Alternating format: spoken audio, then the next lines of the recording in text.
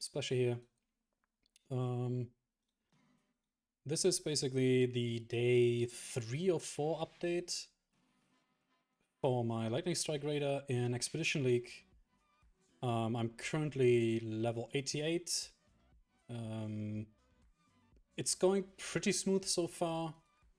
Atlas progress is there, to say the least. I'm really started mapping yesterday evening when I got my stuff set up, and I only really started with progressing the Atlas today. I made like pretty much all but 2 watchstones today. In between, trying out different stuff. Lightning Strike so far feels really good to play. There are a few issues with the game. Or not especially with the game, but with the build that I currently still have, which are fixable, however. There's nothing that literally can't be fixed at a certain time in the future. So, Lightning Strike. It's actually been a while since I've last started a league with a melee character, and it's been quite a journey, to say. I basically almost dropped this character in Act 1. The Act 1 changes were brutal for me.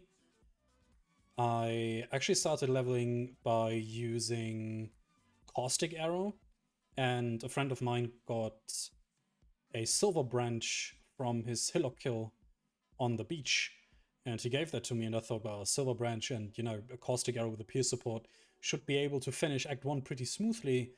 Little did I know that once I've killed Brutus, which already took quite a few deaths and quite some time, the damage was so abysmal, I wasn't really... Well, I could kill stuff, but it took a while, and it just wasn't really enjoyable. So I went back and started a witch, and actually went this almost finished Act 2 with the witch. And that was basically my Friday night. And when I woke up on Saturday, I was like, I have to get back into Lightning Strike. I don't want this to fail. And I swapped to Frostblades for a while, and Frostblades felt so infinitely better on a shitty claw that I had lying around in some guild stash of ours. It was like day and night. It really was. It felt so much better. And I leveled with Frostblades to roughly mid Act 2, and then swapped already to Lightning Strike at around level 20, I don't know, 28 or so.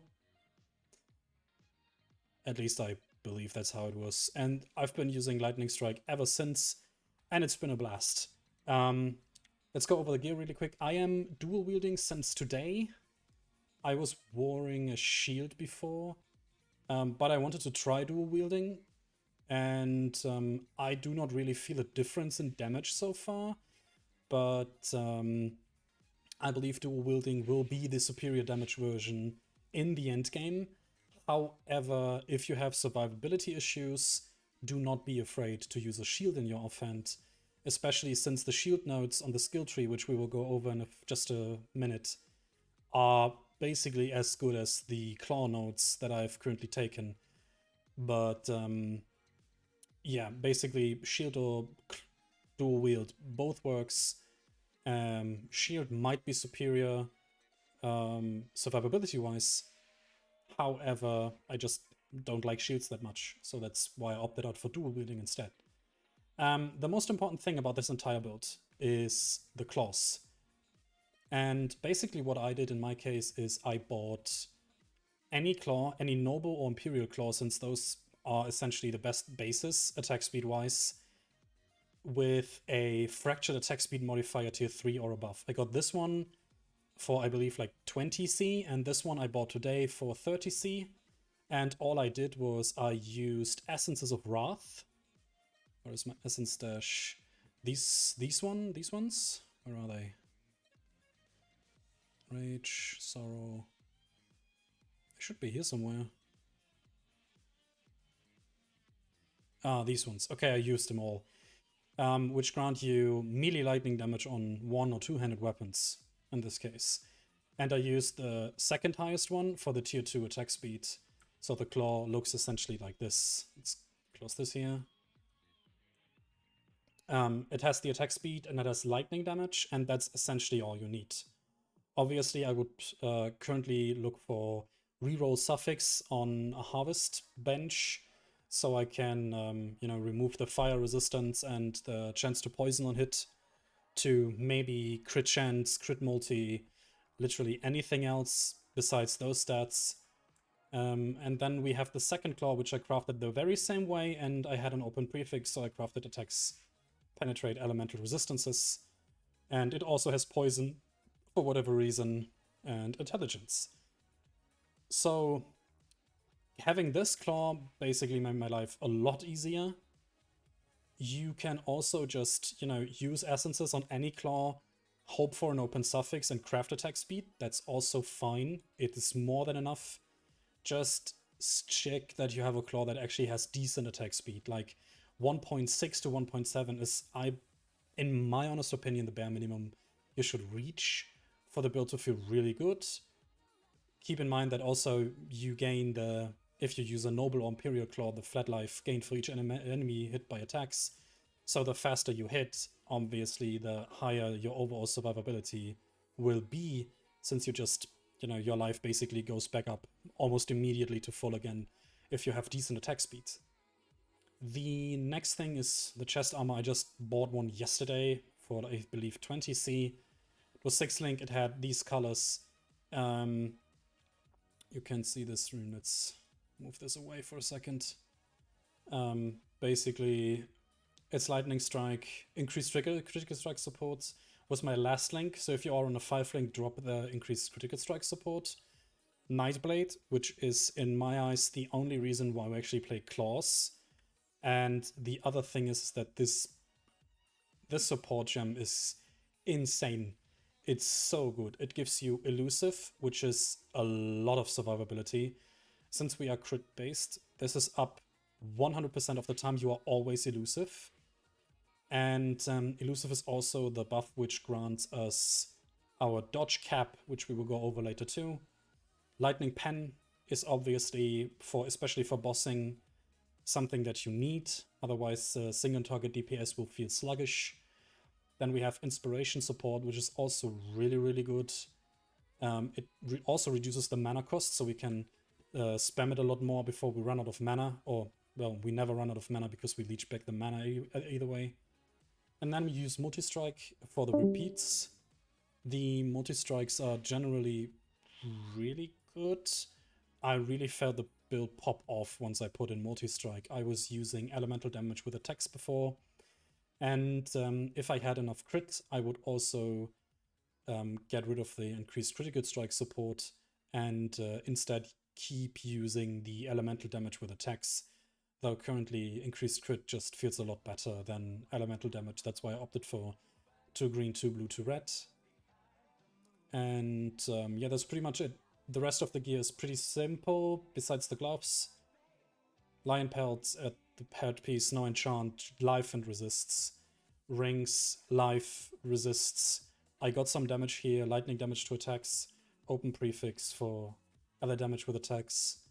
Same here, life, lightning damage to attacks. Increased elemental damage with attacks. The boots are currently Dark Ray Vectors. Dark Ray Vectors are really, really nice. They are also cheap. They're like a chaos each. They give you lightning resistance, unfortunately no life, but they give you +1 maximum frenzy charges. And since I am Raider going for the frenzy charge node, increasing the amount of frenzy charges is actually very beneficial for us. And that's also an easy way to increase your overall damage output and survivability, since frenzy charges give us not only attack speed and attack damage, but also evasion rating, which feels really, really good. That's pretty much it. The most important piece of gear currently in this build are the gloves, and that's only for the strike skills target one additional enemy nearby. That allows us to drop Ancestral Call, which you would use while leveling.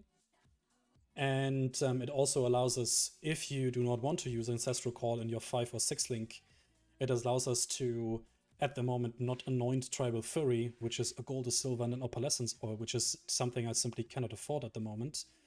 And I spec'd over these life notes at the start down to Tribal Fury just to have the strike skills target an additional enemy nearby. And once I got these gloves, I was able to unspec, I think 13 notes, which I invested up here into crit and crit here and frenzy charges up here and here, which gave us a huge damage boost. And once I got these, it was smooth sailing. I currently do not have any issues clearing any content in the game. The only thing that really ruffle stomped me so far was a really, really juiced up expedition or excavation in this case. And if you want to know more about excavations in general, I'm going to do another video on that soon. But for now, let's talk about the build a little bit more. Skill tree is very straightforward. I started pathing down here, as I said, over these shield nodes, which I respec later once I went dual wield. You know, you grab this, you grab this. This is Pen. Pen is very strong. Basically get this, Wind Dancer, all the life stuff up here. You go up here, Acro and face Acro. This is the best wheel on the tree. It doesn't matter if you go this node or this node because it's essentially the same. What you can, however, do is you could go this way, up here, and save 3 nodes up here for the attack speed if you do not want the 12% attack speed. I recommend getting them though. It's, however, nothing that you essentially need. We are Almond immune, which is why you play Raider currently. 50% from Avatar of the Whale. And this wheel gives also 50% exactly for each element. 5 here, 15 here for 20, and then 30 for each specific element, which is around here. I could drop these 2 nodes for shock avoidance and ignite avoidance, since I also took the thick skin life wheel, which also gives you 20% elemental avoidance if you take all 4 nodes. So if you check my defense, I'm actually at 120. So if I would refund these, which saves up 2 points, I'm still chill and freeze immune, which is the most important one, and only 1 out of 10 hits will actually ignite and or shock me, which is probably enough to survive, and it's 2 skill points you can use later on. Currently, I still have them in because I do not run cluster jewels yet. That is going to be the case soon. At the same time, as long as I don't need the points anywhere else, I can just use these. If you use a shield instead of dual wielding, you drop these nodes, and you drop these nodes, and you get these, and you get these 4. That is essentially all. This is attack speed, this is survivability, this is just attack speed and, you know, a little bit attack speed at least. And this is crit, and I wanted more crit, so I went with these nodes. Once we would go clusters, we would drop this part of the tree entirely anyways, and add a cluster here and later on a cluster there. Then we would probably also maybe drop this. Might be the case, depending if you have like boots that cannot be frozen or something. Yeah, but for now, this is very important. Get this as soon as possible when you switch to Lightning Strike. It makes your clear so much better. And these are important, so you actually have damage. You don't need this. You don't need this. Basically, this part of the tree is the core that you want, and the rest is pretty optional depending on what you currently need for your build. Always feel free to spec into more life if you feel you need more survivability. Like there is life here. If you need more damage, Forces of Nature is a great node to pick up. It's very flexible. Do what you need, and that's basically all that I'm going to say about that. Gear-wise, the rest of the gear, pretty straightforward belt. I got this for 5C. I just needed Lightning Rest on the belt, and I found this, which is pretty sick. It's a lot of damage when a flask is up, and obviously buffed. and gets these gloves with strike skills target one additional nearby enemy, which is very important. You just need a hunter gloves item level 80 and above, and then you can roll it simply with alterations. It's a 1 in 120, if I'm not mistaken, to hit it. If you use an augmentation as well, each time your alteration doesn't show you a prefix when you roll the item.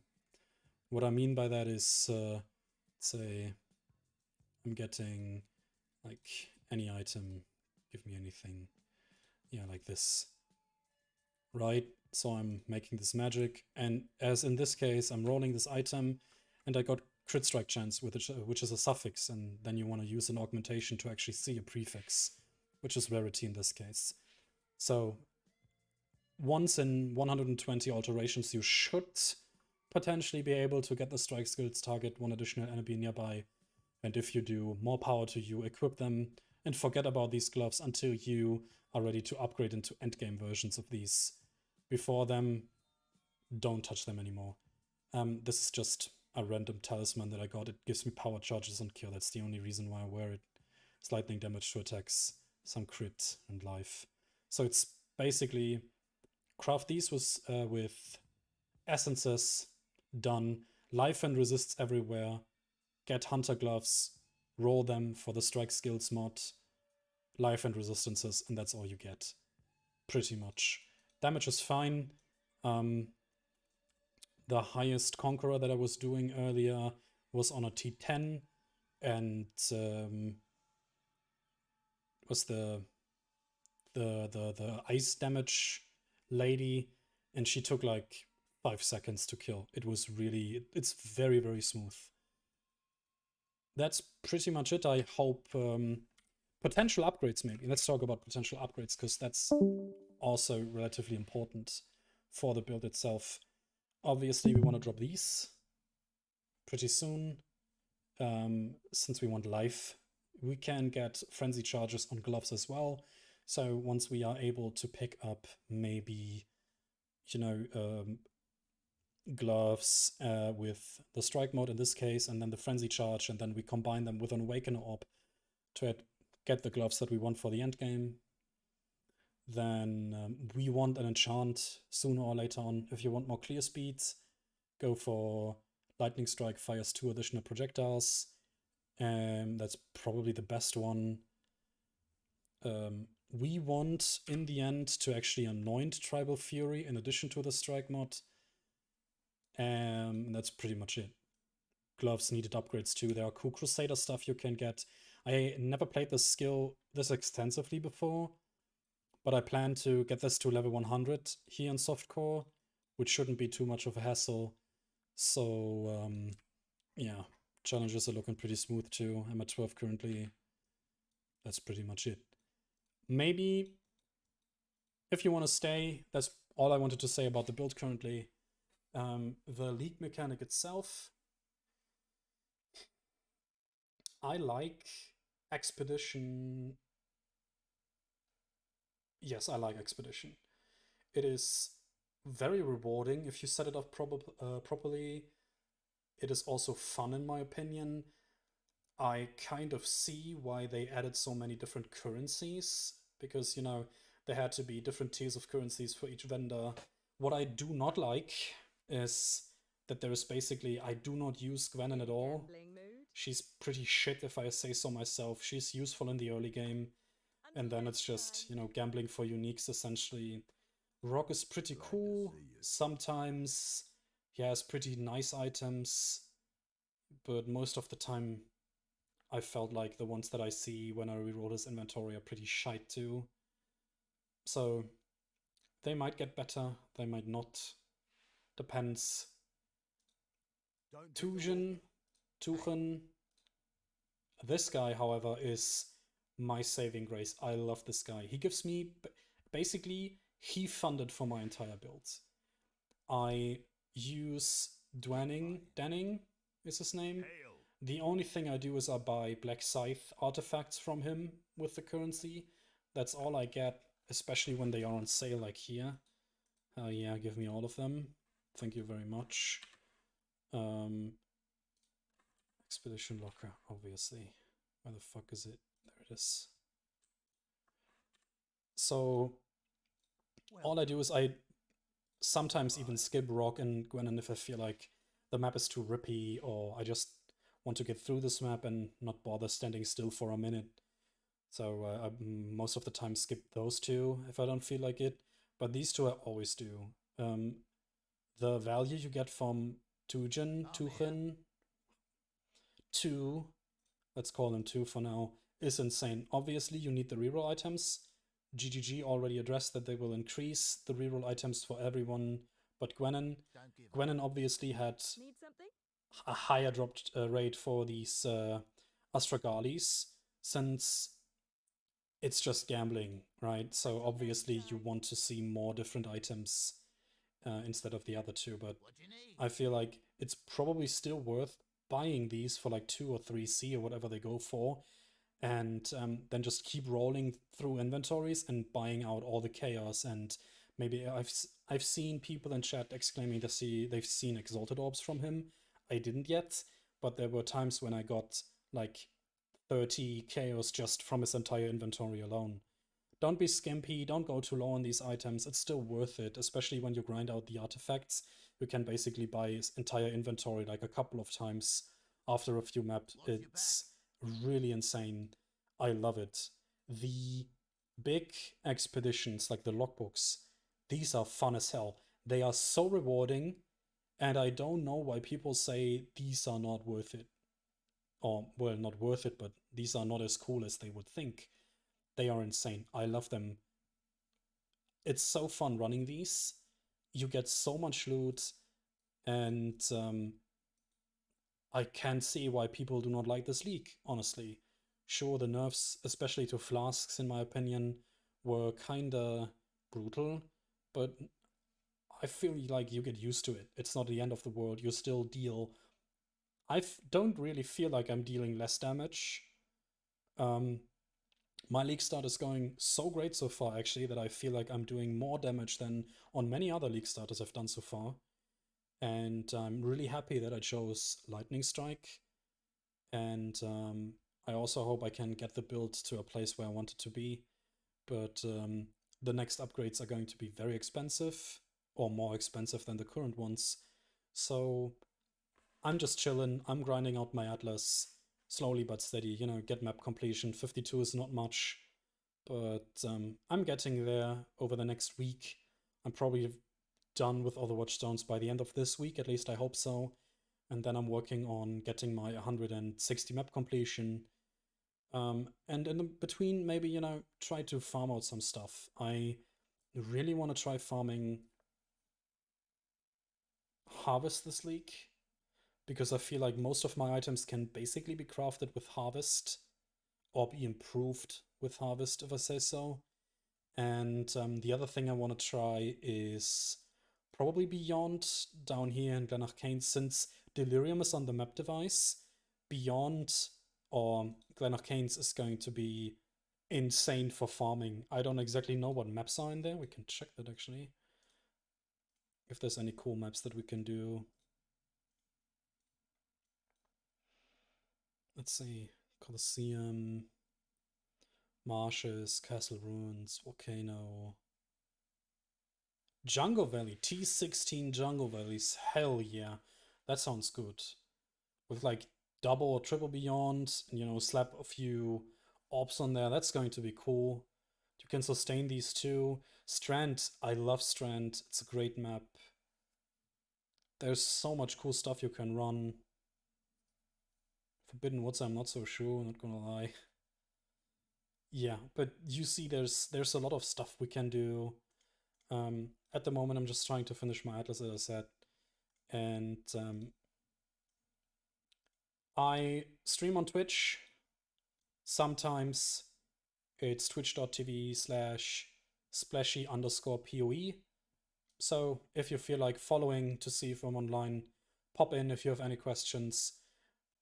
That also means if you have any questions around for this video, just leave them in the comment box below. I'll try to answer all of them. But this is it for me today. I hope you have a great one in Expedition, and I'll see you next time.